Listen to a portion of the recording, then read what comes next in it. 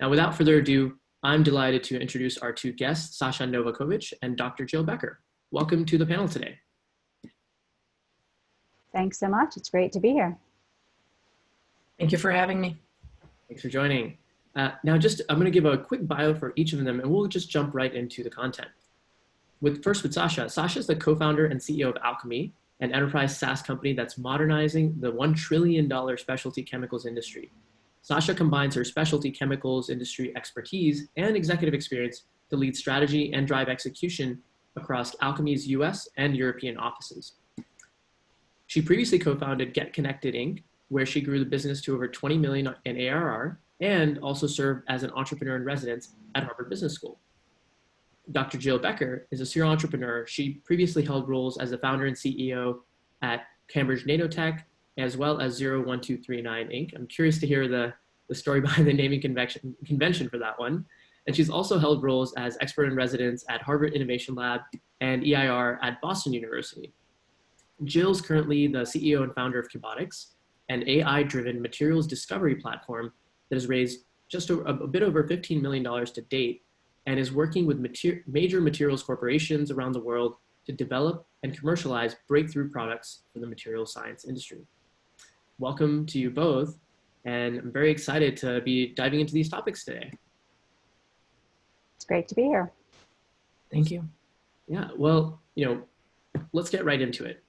We are here today to talk about some of the challenges in the industry, some of the novel breakthroughs that have come up, and how you're both using your backgrounds and your companies to try and solve these challenges.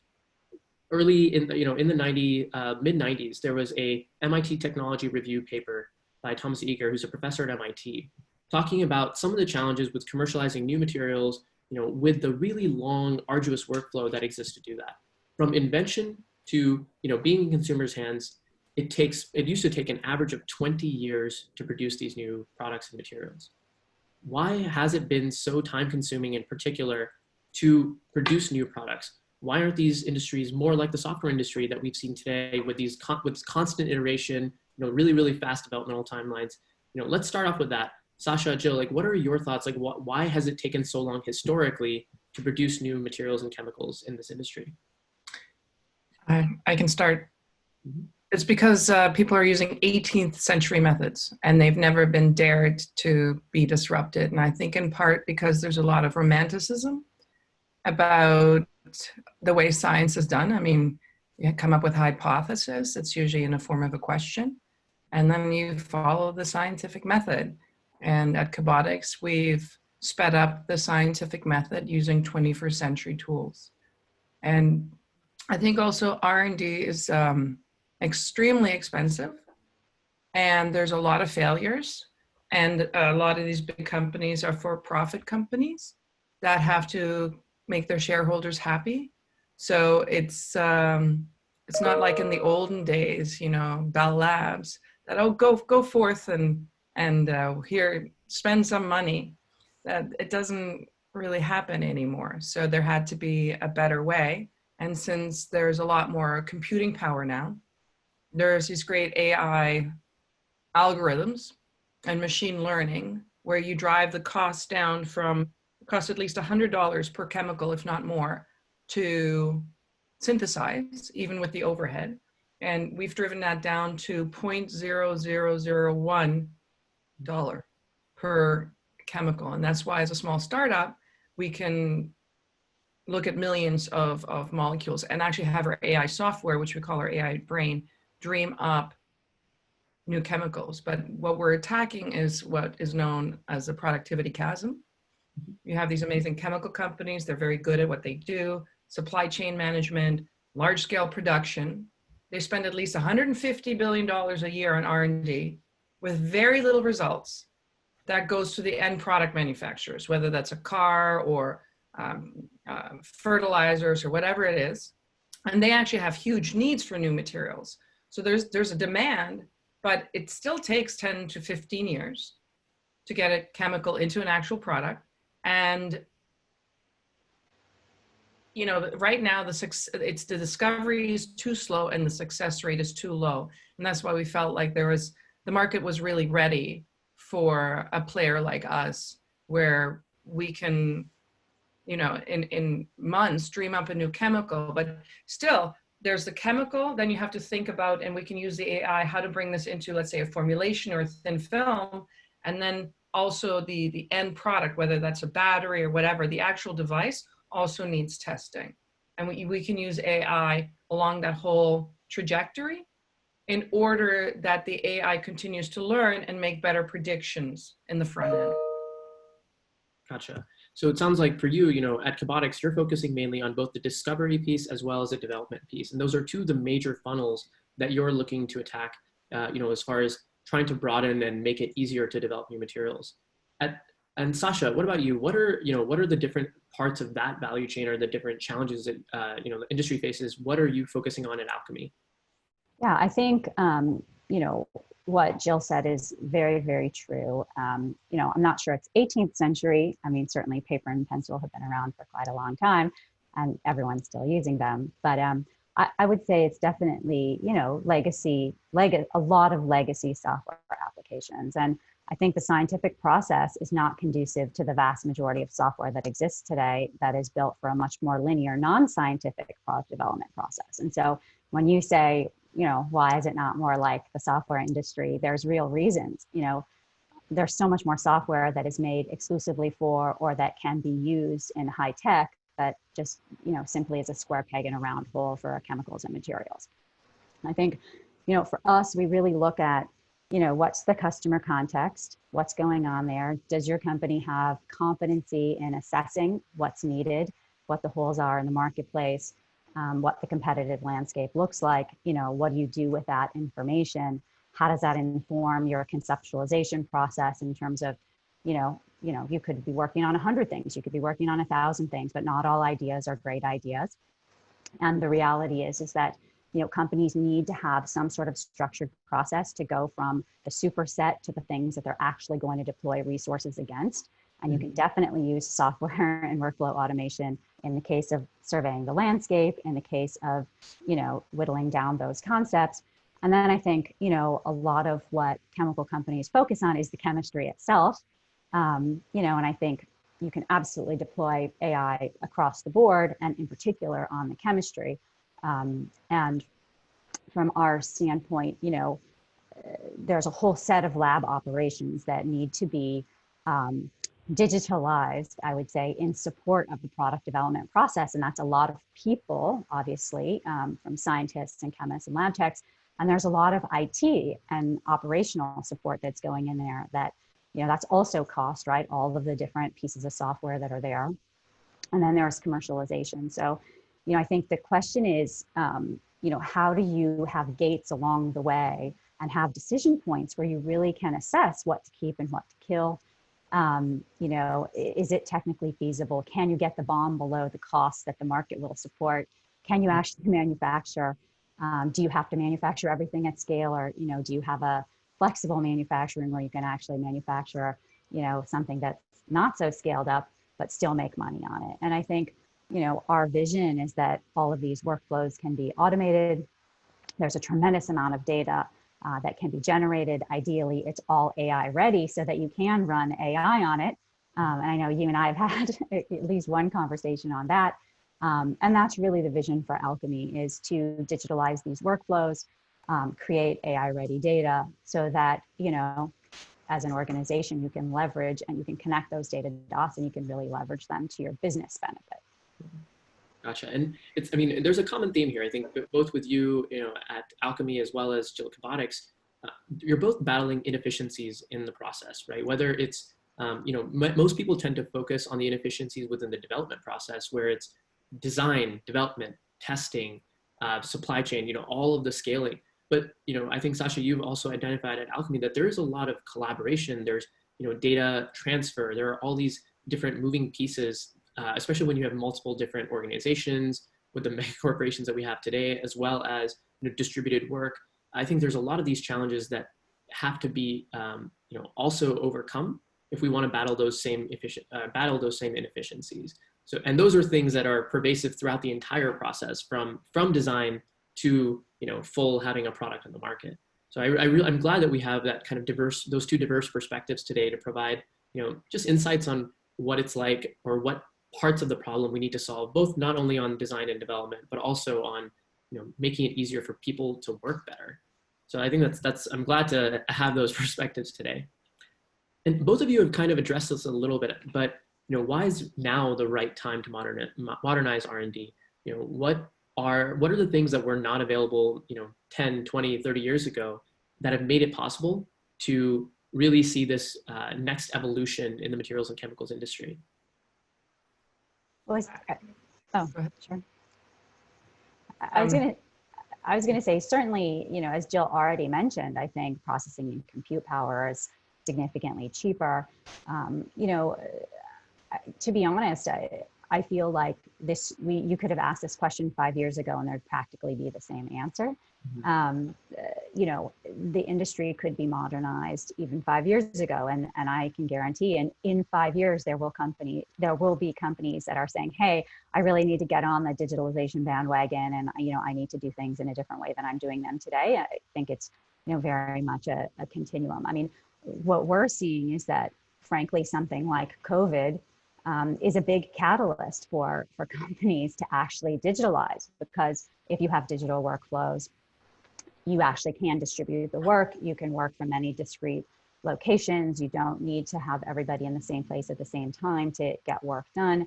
You can shift out what needs to get done. You can divide up your workflows in different ways, especially if you manage your workflows centrally and distribute them locally. So, what we've seen is that digitalization is really risk mitigation and business continuity in the context of an event like COVID. Mm-hmm. Got it. So, anything to add there? Yeah, besides the computing power and the invention of these AI algorithms and machine learning, for us, it's also the miniaturization of chemical equipment. Mm. That, like, for example, nuclear magnetic resonance machine, NMR, that you might use as a chemist used to cost, I don't know, $500,000. It's giant. It needs to be cool. It needs to have its own separate room and a trained technician that you would pay maybe $80,000 to. We now have benchtop NMR, benchtop HPLC, and that's what we really needed to build the world's first self-driving lab. So you all are familiar with the scientific discovery, and we have our AI methods instead of a human now predicting what chemicals you should be making with accuracy. Then we have a robot synthesizing the top candidates, another robotic suite testing, did you make what you said you're gonna make? And does it have the properties of interest? And you're left actually with a chemical ready for prototyping. But I also agree with Sasha that digitalization, I mean, I am so grateful to be running an AI company at this moment in time. Imagine if you're trying to sell clothes or you own a chain of restaurants. Yeah. I have 17 people, all safe at home, and business continues. And how can that possibly work? I'll give you an example. We were working with NIH NCATS. So we're here in Cambridge, Massachusetts. They're in Washington. And what they do is they test for viruses. And their brute force design of experiment takes 49 hours.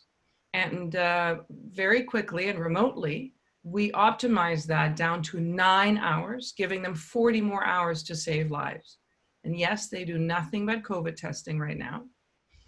And at the same time, we managed with our optimization AI to reduce the amount of enzyme that they need for these enzyme assays that they use to test for the virus down to a factor of 5 times. So if our mission is to increase the rate of discovery at a reduced cost, where are we saving the cost? Okay, right now here it was time and amount of enzymes, and also we don't need as many people.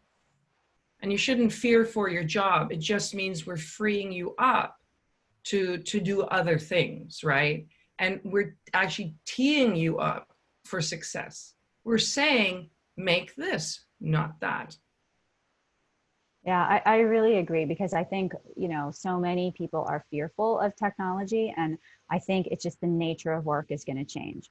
So, if you take the average worker that's spending 20% of their week just looking for data, it's completely non-value added time. If you can tee the right data up with the right tools for that person to do their job, then they can actually spend that time on value added work, and really the chemistry itself. And so, you know, what we've seen time and time again is that there are a lot of tasks that are being done manually by a person that can be completely automated by software or algorithms, you know, however you want to call it. And, you know, whether it's shrinking things down by a factor of 5 or like orders of magnitude, it's absolutely possible.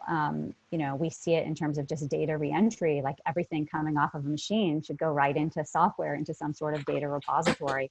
There's no reason that, you know, humans should be touching it at all. And it's tremendous time savings and error prevention mechanism. So, you know, I think you can go through all the workflows in the lab. And if you actually take that workflow automation approach and say, okay, what's best done by software, you know, or a system, you know, what's best done by a human, you know, how do you merge it all together and really optimize the process overall? And then you can really take down that, you know, faster time to revenue on new product development, lower lab costs per sale. I mean, pick a business metric, they're all very important. But that's really what you're trying to achieve. And I think, you know, whether you're working with a partner to do this, or you have to do it yourself, the reality is you want to be able to tie that investment in software to real operating metric improvements. And those real operating metric improvements will tie to financial metric improvements. And it's very doable today. It's no longer, you know, technology for technology's sake. You know, we're in the business of technology, just like our customers are in the business of chemistry and materials, right? So it's all got to tie together. Makes a lot of sense. Go ahead, Jill. The other thing I'm hoping about is the standardization of data, so that can be more easily shared, because everyone sort of collects data differently. And I think there's a lot of bias in a lot of data. I mean, the dirty secret in papers and patents is that they're not reproducible. As a scientist, it always made sense to me why patents aren't reproducible, but it was annoying that papers weren't. And that's because I think we don't mention accidentally that tiny things could matter in an outcome. And maybe we can figure that out if there's a way to standardize it. I mean, if you walk into a big company like 3M, you walk into one lab and you say, hey, what are you working on? They can tell you. And then if you ask, like, what did you work in this lab 2 years ago? They may or may not know. Or 10 years ago, forget about it. And then you ask, what are they working on in the labs left and right of you? No clue. I think a lot of these big companies are reinventing what's something they've already invented 15 years ago. And even the sharing of data, like you could imagine one day there'd be massive amounts of open data that anyone could use. The problem right now we see is that, yes, there's paid and open databases, but there's a lot of bias in that data. So we actually spend quite a bit of time to clean that bias out of it. And we also generate our own data because we can, as a double check, because we don't want to infect our AI software. We think of it as our AI brain, right? And we want this AI brain to think in 220 plus dimensions in all of chemical space. Now, if I think how big is chemical space, could be 10 to the 60, it could be 10 to the 80. I do not know. It blows my mind, actually. And if you pretend to know how big chemical space is and then take, you know, big chemical companies and put their patent portfolios in as dots, they're small little regions and very close to each other. I want to know what's going on up here. Why has no one gone there, right? And also, I think there's very little understanding of how these things actually happen, why they happen. And I think we're also working right now to have a toxicity prediction module, because we feel like that's very, very important. If you really knew how toxic this was, not just for the MSDS sheets, that's material safety data sheets. And those are also how, you know, if you look up sand is very dangerous, very, very dangerous. So it's not, I think there's also a fear, especially if, for chemistry. There's a fear. And I understand that. I have a respect for chemicals and what they can do. And I also think we have to think about ethics when it comes to AI, especially when it comes to, you know, ethical decisions of what you should be making, right?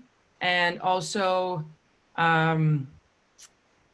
this human robot and human AI interactions is going to be very interesting. I think as a humanity, when we choose that a class of people is less than, we've behaved very poorly.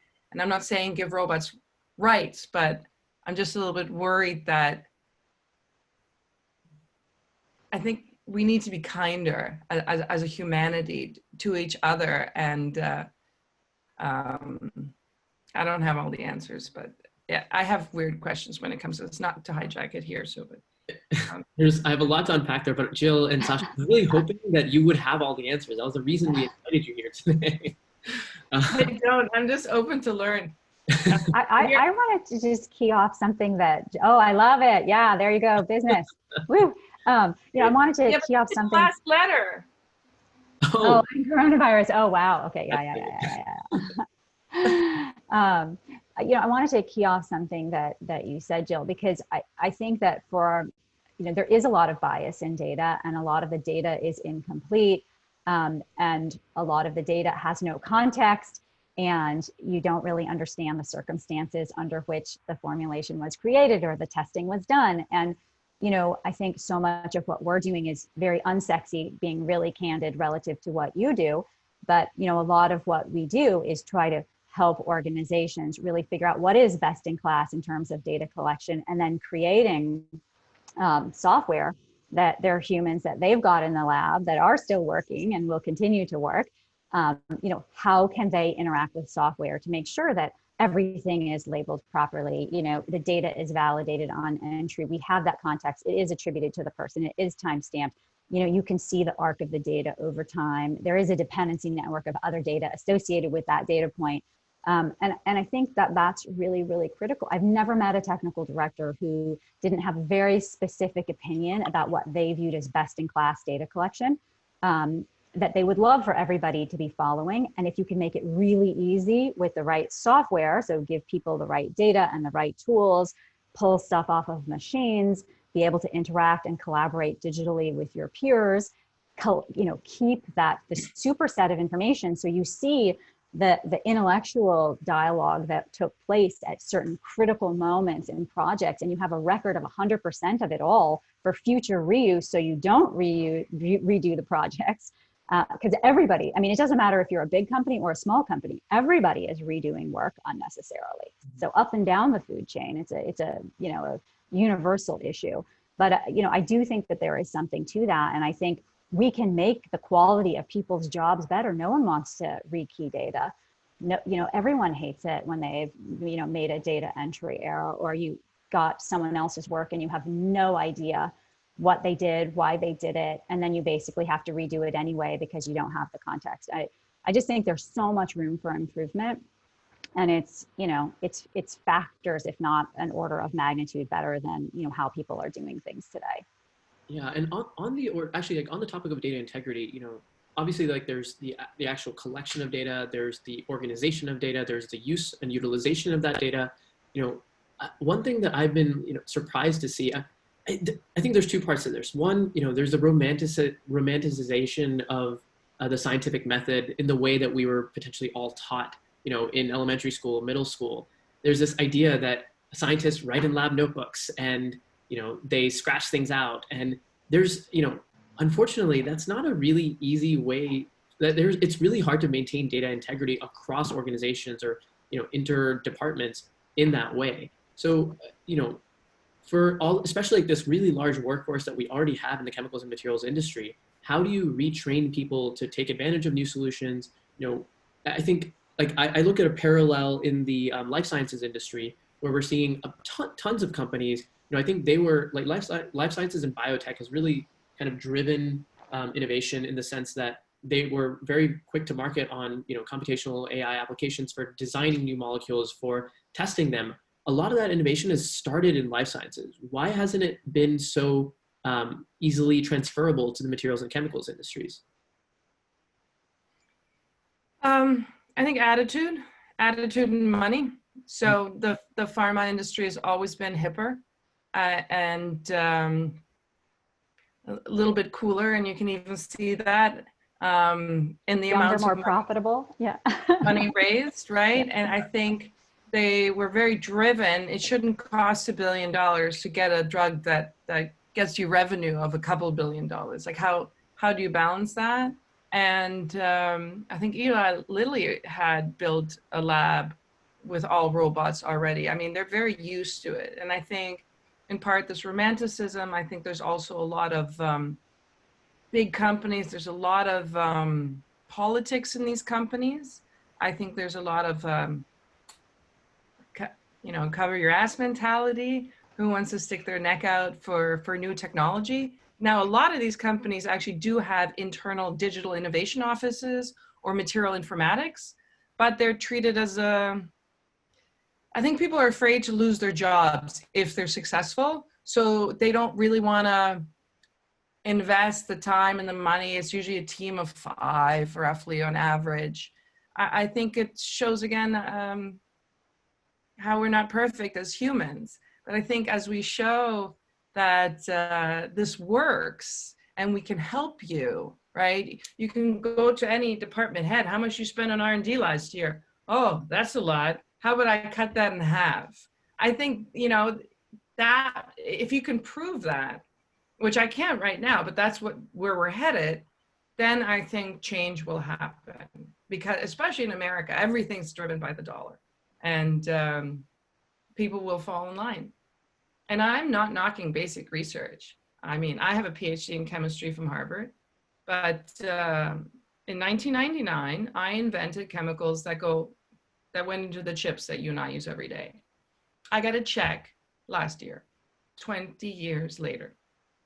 Now, I like the fact that I got a check, but it shouldn't take 20 years, you know what I mean, to capture the value that chemicals and materials really can play. And so, yeah. Well, and I think that some of that gets to, how do you think about your commercialization process and how close are you to your customers and how close are you to your end markets and your suppliers? Because I think, it's a team sport, just like it's a team sport within a company to commercialize something new. It's a team sport within your ecosystem. And, so we don't even just look at workflows, that are resident within a company, but we're also looking at processes that involve third parties. And how do you make it really easy to collaborate with people who are not in your company, but whose data or input you're relying on heavily to get to a commercializable product faster, and also to make sure that it's actually meeting their needs, that it fits for the intended use, whatever that use may be. And I do think that, we're getting to this point where it should be, significantly faster to create derivative products. And we shouldn't be in a situation where everything needs to be made at scale in order to make money on it. So, I mean, just like in steel, mini mills really disrupted production for very large steel companies. I think there's going to be advances on the production side as well to be able to facilitate smaller runs and still make money. I think all of these things are in play right now, but it's really an ecosystem. And it's an ecosystem that spans a lot of functions in a company, and it actually spans, companies outside your company as well. There's a common theme that I'm hearing about speed. Speed is crucial. Speed is like really, really important. We don't want it to be a 20-year or time to return on investment. And if you're looking for an 8% return on ROI on $1 invested in R&D, you need to have 100x value in 20 years for it to actually meet that value return. And that's not even to talk about all the failures that there'll be along the way. So really, I think by just fundamentally reducing that timeline, I think, Jill, you were talking about the chemical space, this entire huge area that, we can focus on developing and producing new innovations and technologies. And a lot of, I think, the existing industries cluster around these well-known and characterized areas because that's where they know they can make money.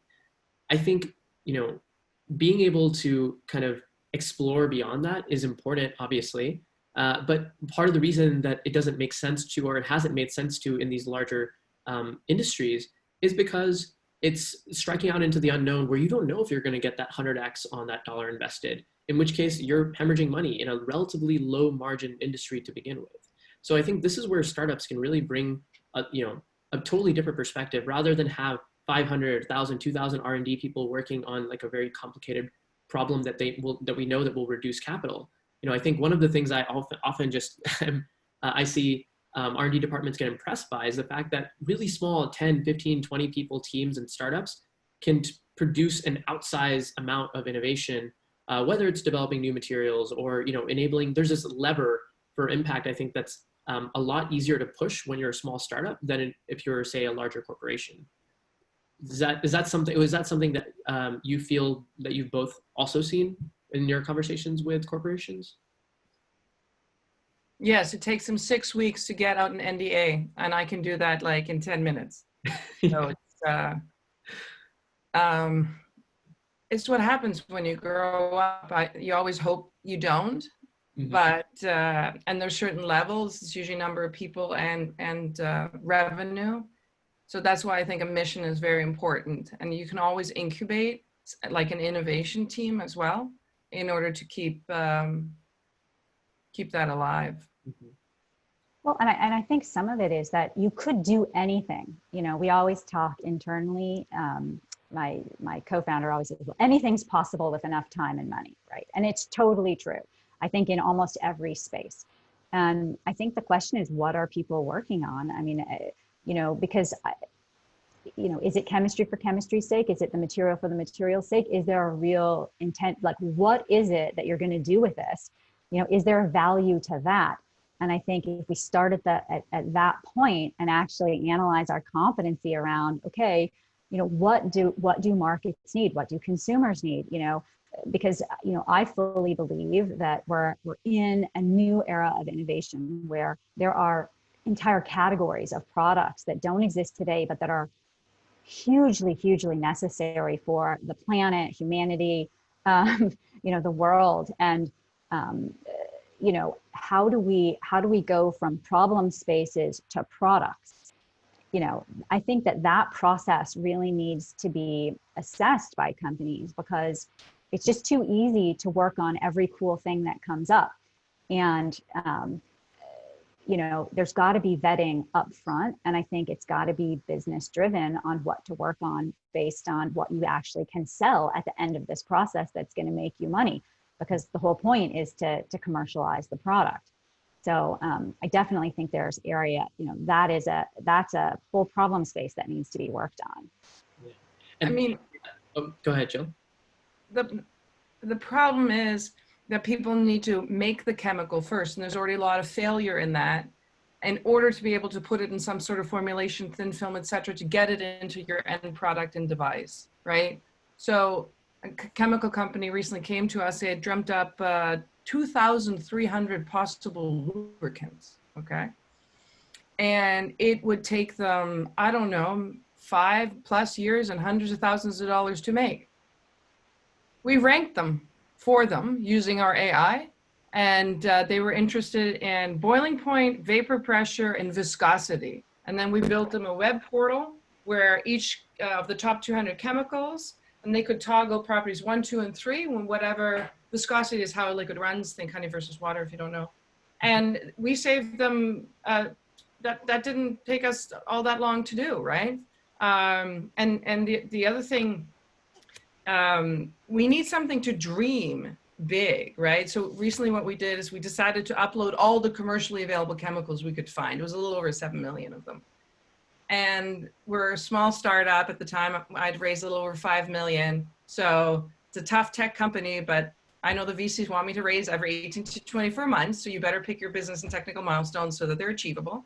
And you have to pick a lane, and the lane we picked is organic electronic materials. Doesn't sound sexy at all, but it actually is if you look at it. But why did we pick that? It's easier to predict and easier to make. And what we had wanted to do is build the world's first self-driving lab. You're not going to come up with a complex, crystal structure in that one, like for the first one. Like years down the line, we can have a separate self-driving lab for, the semiconductor industry and other inorganics. anyway, so one of the things we can do is we let our AI run through it, and we said, you know what, we want a good new electrochromic. Find us a chemical that we can buy that would be transparent and let the light through, but not the heat. Mm-hmm. And it found one. So we bought it, we tested it, and we're like, this works. This is great. We patented it. So with the AI, we can patent use case on other people's structure case chemicals. That's pretty cool. That just takes us a little while to do. But it got even better because we set up our AI to learn. So it goes, oh, that was the winner. That was the winner. Well, I've generated a library of candidates where that you can own the structure and use case IP as well.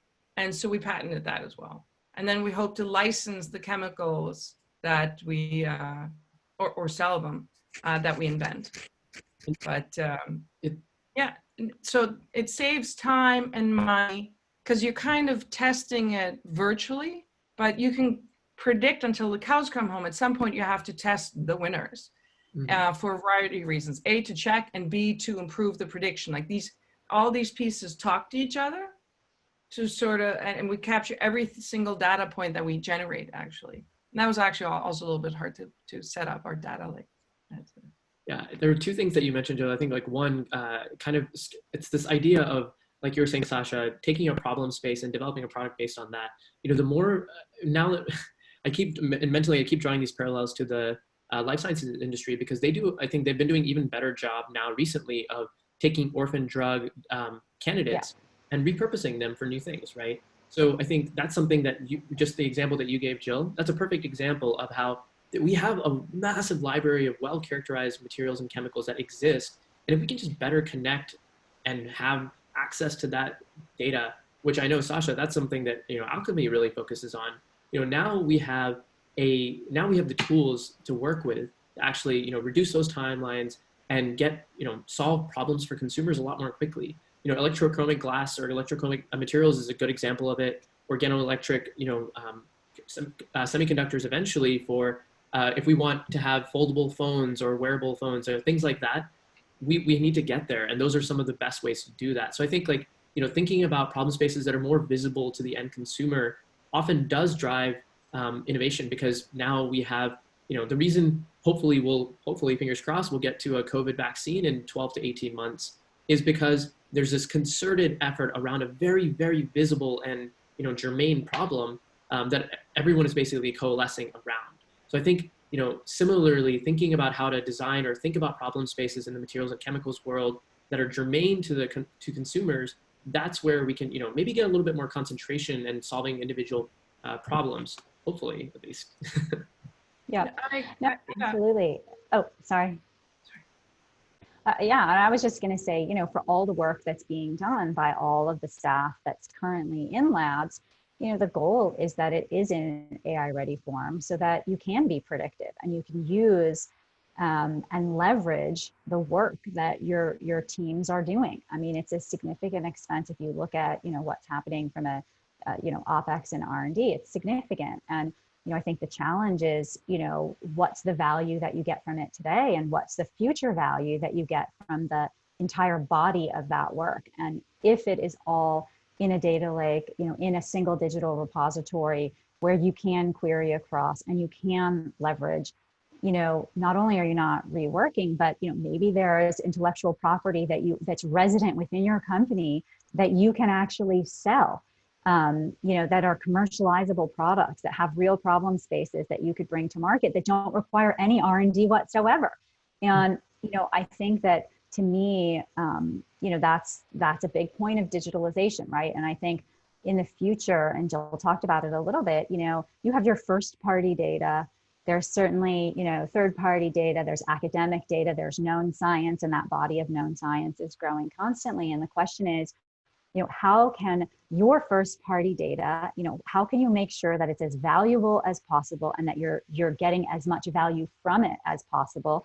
And ideally, you can plug that into these other data sets as you need to, and maybe even, you know, work with other companies as you need to to get to the finish line on something that actually, you know, is solving a really big problem that, you know, everyone can collectively make money on. Mm-hmm. You know, I definitely think that's the direction that every company is going in, right? And I mean, just like every company today is a software company, at some point in the future, every company will run AI, every single company in every space. And, you know, because we will be able to, because just like software, it will be ubiquitous. And so, you know, I think that's what I see is coming down the pike, and everyone should be getting prepared for that. Totally agree. And we do have a few questions here that have come in through the Q&A. So thank you everyone who submitted those questions. I want to go ahead and start answering and kind of going through those. You know, we had a question here. Do you think the speed of innovation in your machine learning and AI services is a bit fast for larger enterprises? The scale that they have to distribute their product may require a massive overhaul of the mechanisms that produce them. So where does digital fit into solving this scale problem? I mean, it depends where you're looking at. I mean, one of the things we like to try to do is the chemicals we invent.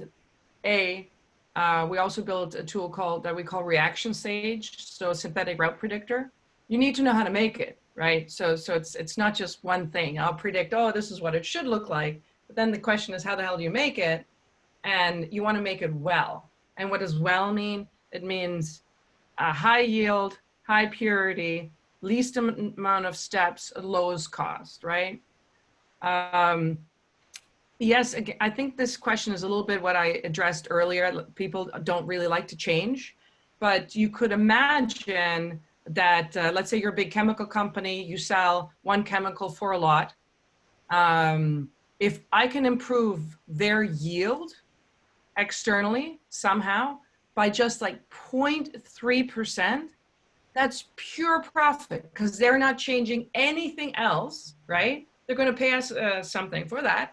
But that's a big deal, and we're not scaling that for them. They are already at scale. We're tweaking or optimizing their process in order to have them make more money. Because I don't see, I mean, I like to partner with these not just chemical companies, but with chemical companies because I think they're going to host the chemicals we invent in their catalogs. They're going to scale up the synthesis. I'm never going to hire 3,000 chemists to bring in-house and do this. It'll be always through a CRO or through some sort of a partner. But the world is changing. I mean, a little while ago, Toyota announced that by 2050, their entire car would be biodegradable or recyclable. Think about it, a car. Think about the engine, the computer in it, everything, the glass, right? So that's too big for me to think about. But what I always tell my kids, think about problems like a steak. You can't eat the steak at once. You have to cut it into smaller pieces. So for me, I thought about clips. I'm trying to do a partnership with a plastic maker that puts 1,500 clips of one clip alone into one Toyota. What if we can invent a material that can go 1,500 times into one clip, into one Toyota? I think that would be pretty cool because we can then reuse that material, not just for clips, maybe for plastic bottles, right? And we know what the world's problems are. And but as a startup with limited resources, yes, even 20 million, it's a limited resource when you're trying to solve the world's biggest problem. And that's why right now we actually don't really play in the pharma space. And the reason is our AI doesn't care. But I don't want to run a schizophrenic company because the sales cycles are totally different. So in about 2022 timeframe, we're going to spin out a sister company called Foundation Pharma. It's just a placeholder name. And otherwise it doesn't become real. We can worry about the name later, but and just transfer the tools so that they do it for small drug discovery, right? Separate CEO, separate team, separate everything. And this is also very important for our submission to have the most powerful AI brain in all of chemical space, right? Because we're really excited by pesticides. Well, what's a pesticide? It's a small organic molecule. What's actually a drug? It's a small organic molecule. I have to think about specificity to kill a certain weed, right? They have to think specificity to kill a certain virus. I have to think about toxicity. They have to think about toxicity. I have to think about things like fungal silence resistance. That's when the weed mutates and goes, ha ha ha, you can't kill me anymore. And we've all heard of things like antibiotic resistance, right?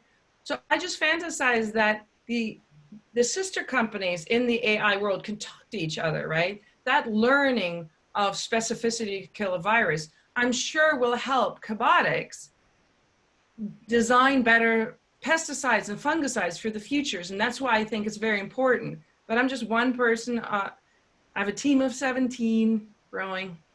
We're hiring at least 10 people.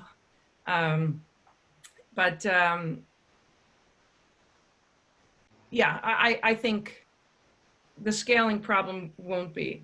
People are getting older and the young people are coming in, and this idea that large enterprises don't like to change fast is good. That's how industries die.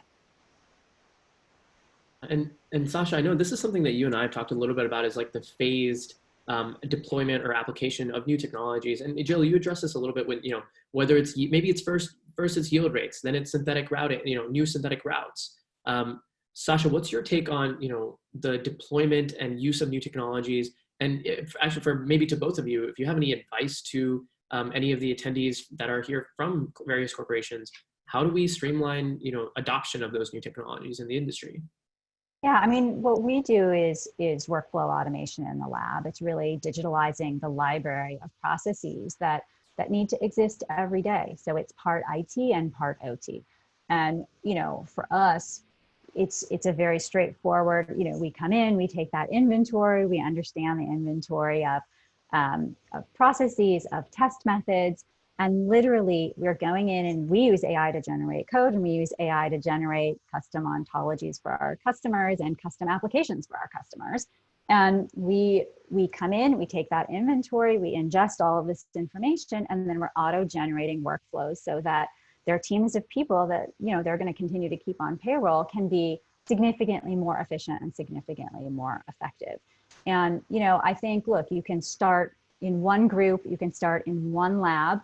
For us, the best place to start is where there's willingness, ability, and eagerness to change. I mean, to really, to Jill's point, because it does require people to think differently, to work differently, to do everything and have it be in the cloud and accessible everywhere instead of just in their lab notebook, for instance, or just in Excel on their computer. So there is change that's required, but there's definitely a way to do it once in one place to basically achieve some results. Because what's the best is when you can say, hey, look, we took this process, it took 6 days, now it takes 6 minutes, and that's what you get when you actually adopt software and you automate your workflows. You achieve those results, and then you take those results to the next group and you say, let's duplicate those results. This worked for your colleagues. What you do is not dissimilar to what your colleagues are doing. At an abstracted level, it's the same thing, right? I mean, you've got that scientific process, you've got your hypothesis, you're proving and refining, or you're disproving and starting over. We know what that looks like. If we can digitalize that for your colleagues, we can digitalize it for you. And it's a real win for the CIO, because now all of a sudden you can rationalize tools and technologies. You have a single platform to manage. You can manage it centrally and deploy it locally. And it's tied to operating metrics and it's tied to financial metrics. And I think that's the benefit of workflow automation really, is that instead of having to wait for an entire product development cycle to know and to sell something, to know that you got value, you can see value week one, because now you have efficiency metrics and you can see that your teams and your people are more efficient. So the ROI on the IT spend is immediate. And I think, that's my background coming out of Accenture, but, to me, that's very, very powerful, right? Because I think the CIO has been in a challenging position, to Jill's earlier point. Now there's the office of the CDO. In very few companies are those actually one person, who does what, who's really driving change in an organization.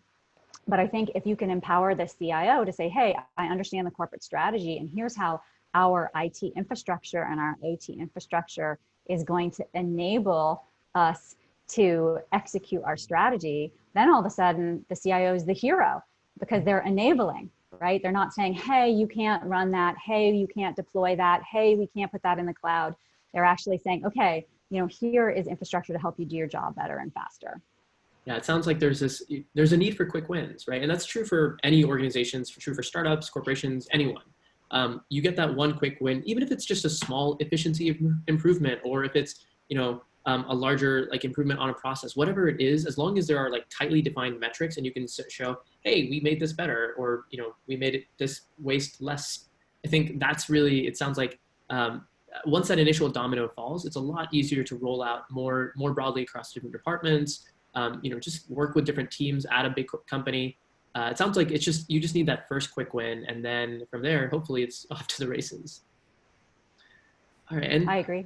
Yeah, we have a. Can I Go ahead, add Joe. something real fast? What's also important is a quick fail. Mm. You don't want to invent a new OLED, okay? That takes you 5 years or more to invent, to know that it actually, deteriorates rather quickly once you put it in the device because the water vapor transmission rate isn't good enough. Like how can you think about those tests while you're thinking about how you should create it? And as a scientist, I always wish there was this journal of stuff I tried that didn't work, where people explain what they did, what they were hoping for, and the actual result that they got. But with human egos and for-profit companies, this isn't doable. But that's the other great thing about the AI. We can actually give it what you and I would consider bad data. We call it good bad data. We're 100% sure that this doesn't work. Shove it in there and maybe say and don't make it look like that. But we want you to know it doesn't work because there's a learning. Think about us. Our greatest learnings are usually from our biggest messes, right? And that is something that our AI does as well.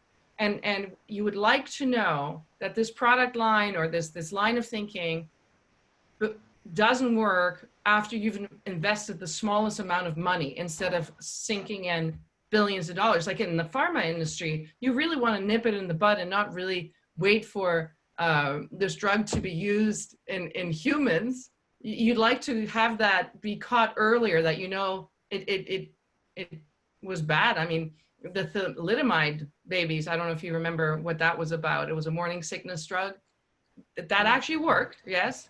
But there was 2 chiral isomers, which they didn't know how to separate. We know how to separate that nowadays. Now the drug will never come back because their marketing kind of was ruined. But that would never have happened today. And that's the kind of thing I think we can also prevent with the AI, because you taught it all the rules, and it's a little bit creepy to watch actually, because it dabbles in this chemical space here, it dabbles over there, it dabbles here, and then all of a sudden it converges, and I'm looking at it going, I got no clue how you got there, none whatsoever. But I'm just going to trust it, look at the end result, and test it, and it worked. Okay, I don't really care how you got there. It's actually exactly what we wanted. Thank you. And how long did that take? Okay, we'll try to speed it up next time. So the failures are just, if not more important as the wins. But yes, the people in the companies need a quick win to sell it to upper management, so to get more money. So.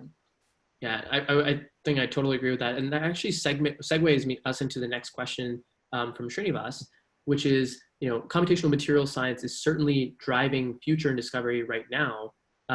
And speaking of these for-profit corporations or our current for-profit system, how do you see competitiveness developing? How much of that is targeted at AI engines and the availability of data sets to fuel discovery? Because obviously, we don't have fully open data across all organizations. So how do you see competitiveness shaping up as a result of these proprietary data sets, maybe proprietary algorithms, et cetera? On the AI side? Yeah, I think so. Yeah. Yeah. Jill? I guess I wish there was a very good large database available, because you need at least 250,000 pieces of data for machine learning. And often you don't have enough data, or it's biased, or it's not good enough, or it's repetitive. Often data is very repetitive. So you have to be able to create your own data. I think the competitiveness is amongst not so much external companies right now. And I see them mainly playing in the pharma space, not so much in chemistry and materials. I mean, if you look at in Citro, they just raised another, I don't know, like $84 million. It's funny money. I don't really see a competitor with all the tools that we've built. The closest thing to us is Citrine Informatics, because they do material informatics. And I actually think competition is internal, like BASF would have a material informatics or a digital innovation department, but they still come and talk to us, companies like that. We look actually more at Zymergen and Ginkgo Bioworks as the platform companies in synthetic biology. And that's what we're striving to be in the chemical space. But in the future, one day, you will ask, you know, how is this best made? You know, it's chemical. Is it best made in a chemical way or in a synthetically biological way or a hybrid? Because if we can do the code for chemistry, I can hire in the people that can understand enough biology to do the code for biology, right? Mm-hmm. We don't really have a competitor. So we have about 14 different tools, like our reaction prediction, our property prediction for molecules. We started with this toxicity prediction, and we lined them all up. We have high throughput quantum chemistry calculations, all automated. And there are companies that just do one of those. So the most competition we have is when it comes to our reaction stage. So there's IBM Reaction, ReactSys, SciFinder, a bunch more. And we are actually best in class, better than anything on the market. And we actually also tested it against the best chemists in the world. And our thing beat it, them too. So I do believe there will be more competitors coming up. And this is why I didn't bootstrap this company. I feel like we had at least a 2-year early mover advantage. And we've built a lot in a very short time. And also I think it's important we built it from the ground up. So we have secrets and know-hows that just belong internally to Cobotics. And we look at what the outside world is doing, and then we decide internally what we think is better and really focus down. And COVID's actually been very beneficial for us in the sense that we're all sort of workaholics. And I think I've melded with my chair. And my back hurts actually, but yeah. So that's all I see right now in terms of competition, small and large. I think the competition is more internal in these big companies. And I think, Jill, you answered the next question as well that we had, which is what differentiates each of your companies from the other materials informatics or materials adjacent companies. Sasha, I'd love to hear your take. You know, how does Alchemy, you know, I think we addressed this a little bit earlier on in the discussion, but where is Alchemy, you know, what's your superpower as a company, and maybe where are you different from some of the any other offerings that are out there? Yeah, I mean, so we're not in the AI space. I mean, that's clearly Jill's world. You know, what we're doing is building infrastructure for all of the lab staff so that we can generate AI-ready data and ultimately have that first-party information, you know, consolidated and ready to be predictive or to be used in a predictive way. And, you know, along the way, improve operating metrics in the lab and really turn, you know, all of those activities into value add 100% of the time. And what I'd say that is the most unique about what we're doing is that we have a no-code platform that enables us to generate workflows in an automated fashion. So, you know, when someone comes in and says, okay, we run, you know, 137 test types, and we've got 47 different workflows running, and it's distributed across 7 continents, and we've got, you know, 2,000 people, we say, okay, no problem. You know, here's our process. Here's how we're going to do it. Here's how we do it once on a smaller scale, and here's how we scale it out.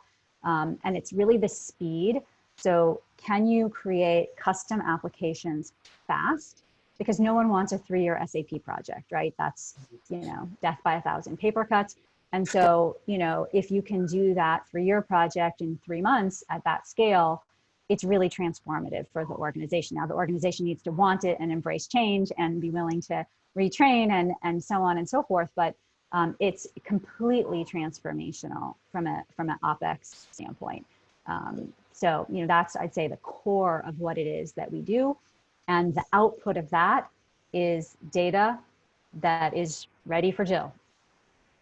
Gotcha. So there's this, it seems like there's really, you know, kind of like temporal synergy between your two companies, because Sasha, you're the one that comes in and retrofits and kind of cleans house and makes it possible to integrate systems and work with companies such as Kibotics, and to be able to, you know, make materials faster, to make value occur more quickly. So it seems like there's a nice little, you know, temporal synergy there, which is good.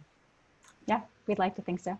Mm-hmm. We have another question here specifically around the data. I'm curious to hear your take on this. So data of a company can be one of the company's biggest assets, you know, kind of speaking to the proprietary aspect that we were talking about before. What is your take on data privacy concerns when you're using software built by a third party?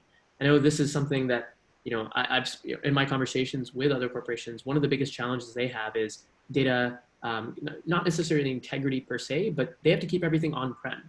You know, they're not able to or allowed to send data or work with cloud providers, things like that in the materials and chemicals industry.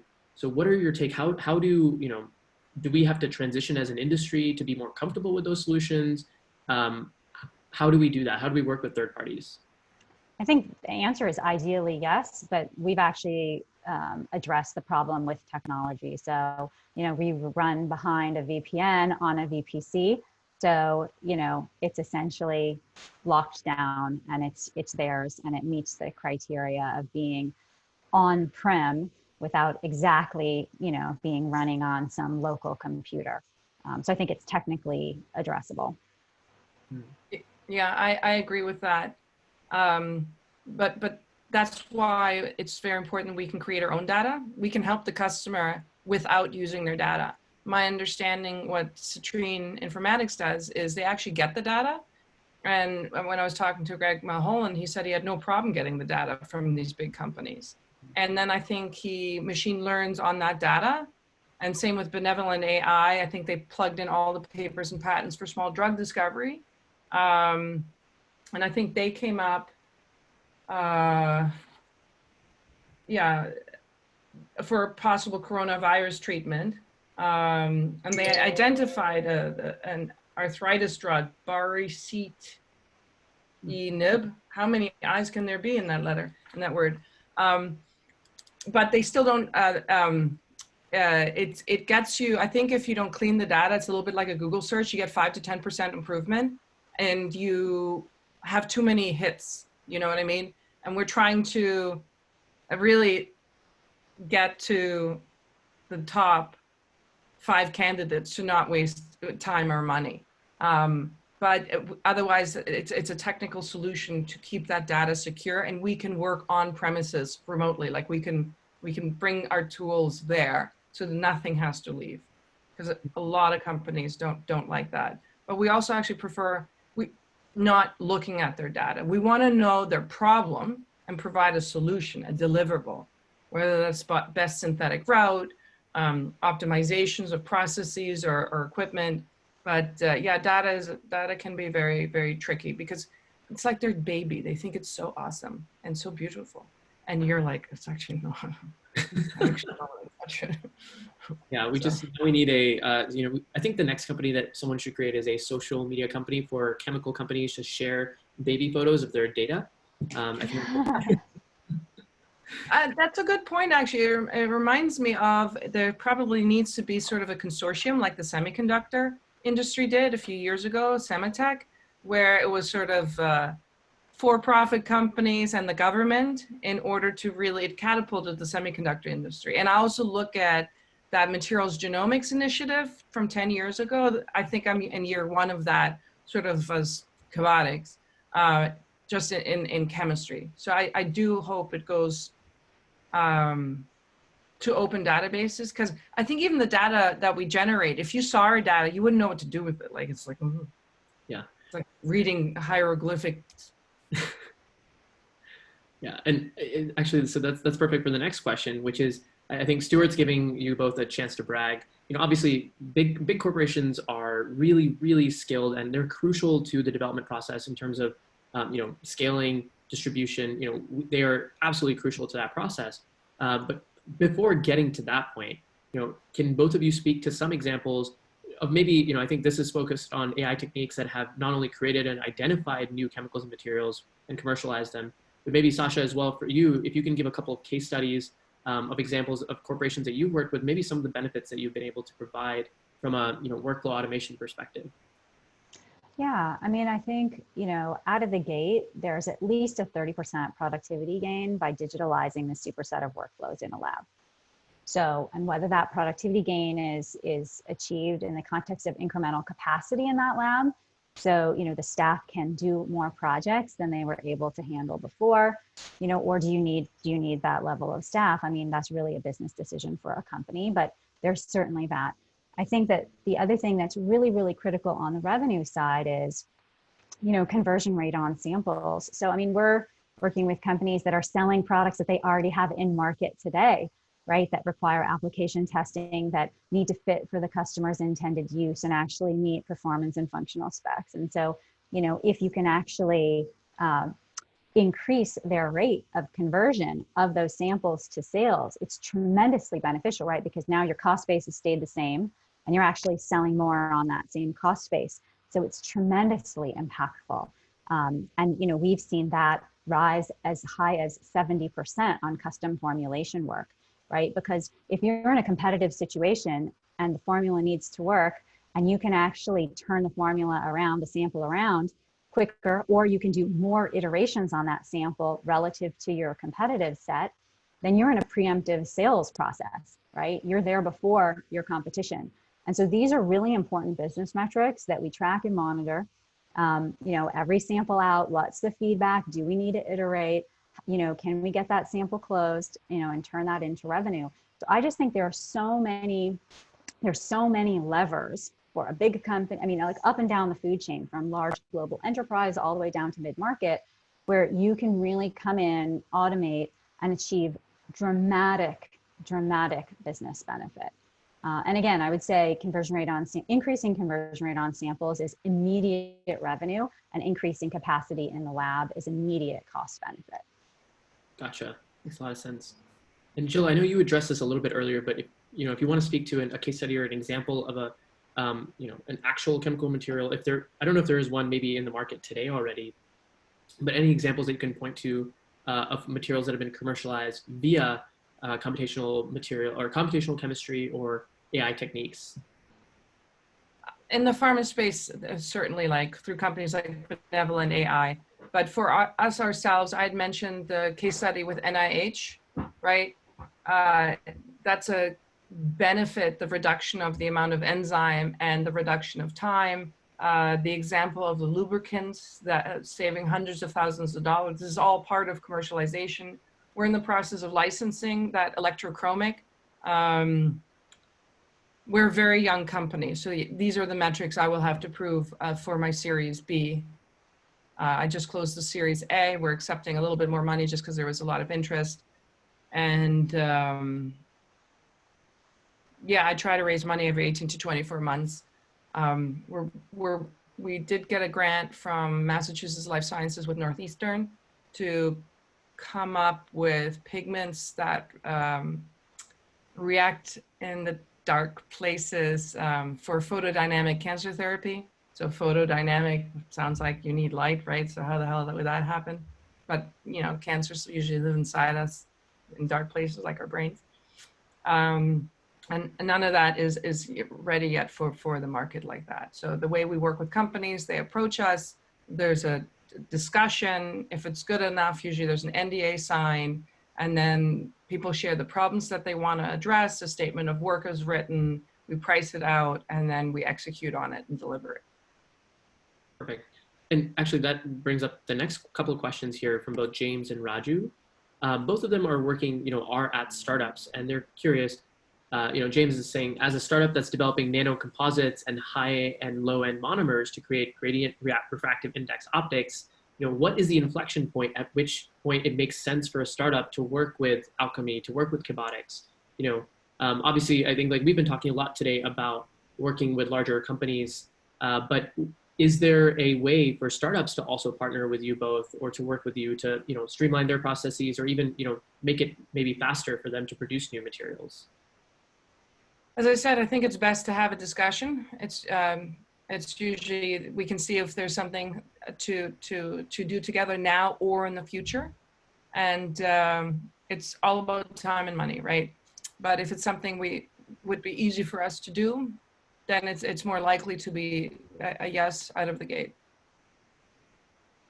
And I would say for us, typically the smallest companies that we work with are in the mid-market, because if they're not people and projects at scale, then it may not make sense to deploy the software. I think at some point in the future, we may have a self-service product. So the configuration engine that we use internally, and actually it's a staff of chemists that use it, that configure workflows, et cetera. At some point that may become something that we expose to smaller companies who want to do this process themselves. We don't do that today, but it's something that we're certainly considering for the future. Great.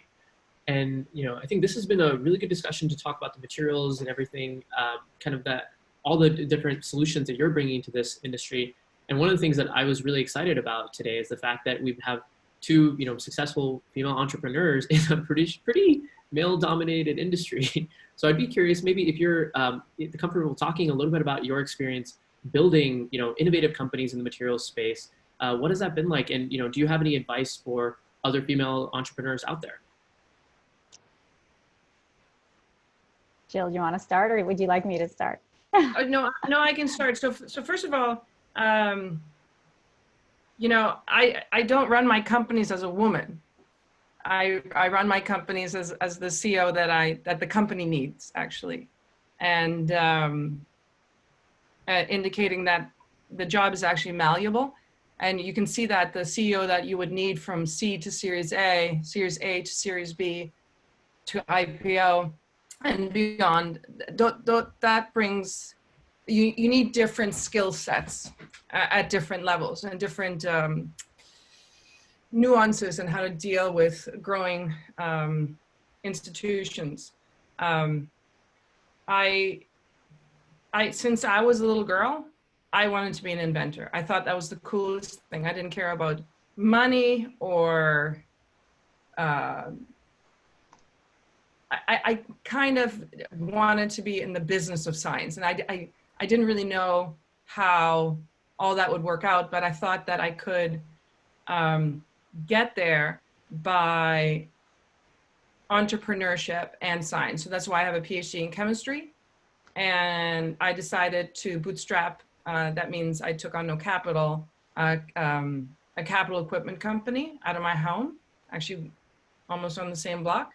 And I grew that to, also it's funny, we're like sisters, 20 million a year run rate. I got bored, and also I was going through a brutal divorce, and the court said I had to pay him half. I quit. You can see that all my companies have an homage to Cambridge. That's why it's 02139. That's a zip code. That's the zip code I live in. And the first one's called Cambridge Nanotech. And the reason I do that is because I'm an immigrant several times over. Right before the US, I was at University of Toronto. And I was the best chemistry student across all three campuses at University of Toronto.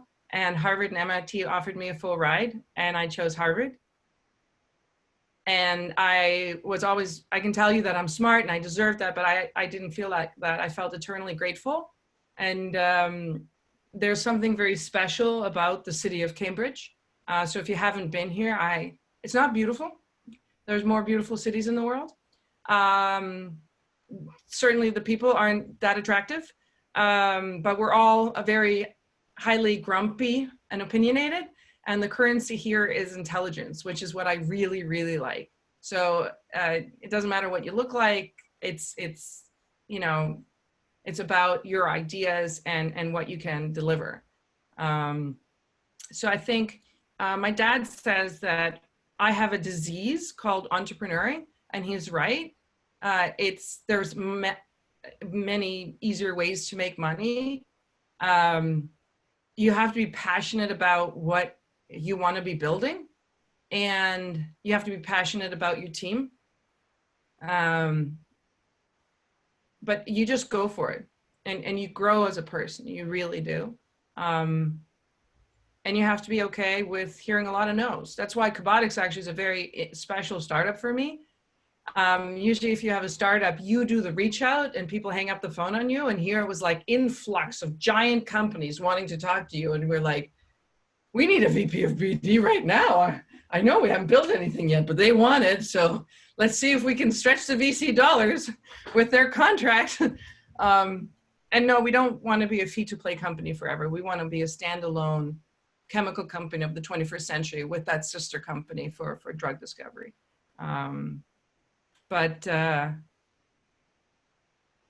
I love what I do. It's probably not the best job to have since I have workaholic tendencies. You know, I have 2 kids, and it also allows me, I think years ago there was an article written called Babies in Boardrooms, because I literally took my babies to board meetings. Yep. But so I think it allows me to balance my life more being a mom. And maybe over to you, Sasha. You know, obviously, one, you know, being in a relatively male-dominant industry, building Alchemy, but also I know, you know, all the challenges right now of building a lot of, you know, building a startup is about having a culture.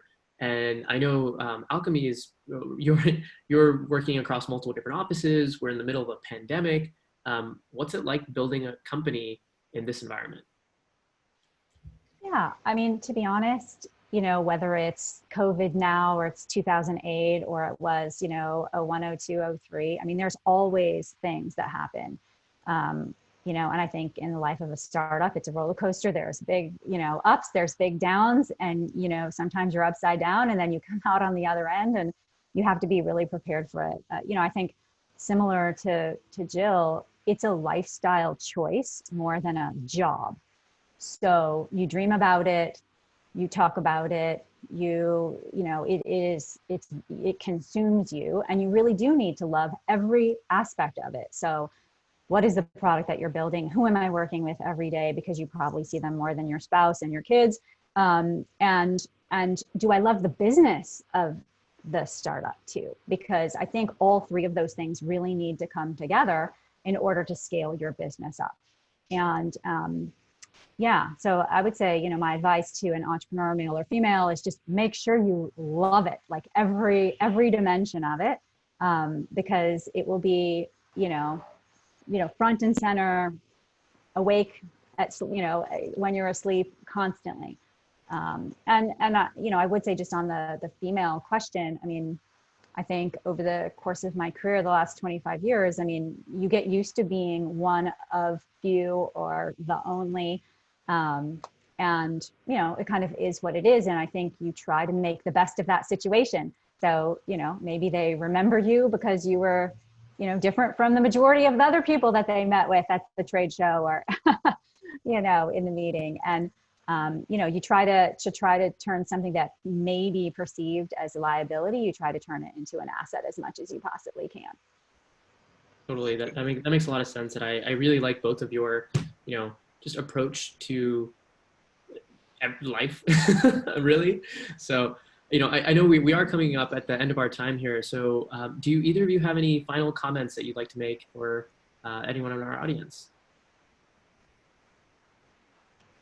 I would say, you know, and whether it's working with Jill's company or working with Alchemy, I mean, I just think that the reality is every company needs to embrace technology and needs to embrace change, you know, whatever direction you decide to go in. I mean, I think to me, it's very, very clear that you know, this is the future. And the sooner the management team and the entire company gets on board with the fact that digitalization is here, that software tools are not going away, that there are going to be more and different kinds of tools and technologies that need to be deployed in an organization, the better off they're going to be, because they will be open to it and think about how to leverage it, and really be in a leading position as opposed to a fast follower or a lagging position. So I think that's, I would say, a general comment that I would make that's not specific to my company per se, but that I think is very important for every company. Yeah, how do you stay ahead of the curve, and how do you stay ahead of your competitors? And make every dollar count, right? The way I look at technology is it allows me to do more in a finite amount of time. I mean, and with a finite amount of resources. And finite amount of resources. And, you know, I'll just end on this one, but, you know, my kids didn't ask for such a driven mother, right? So what I try to do is make them feel like I'm stay at home. And the way I can do that is because of the smartphone, right?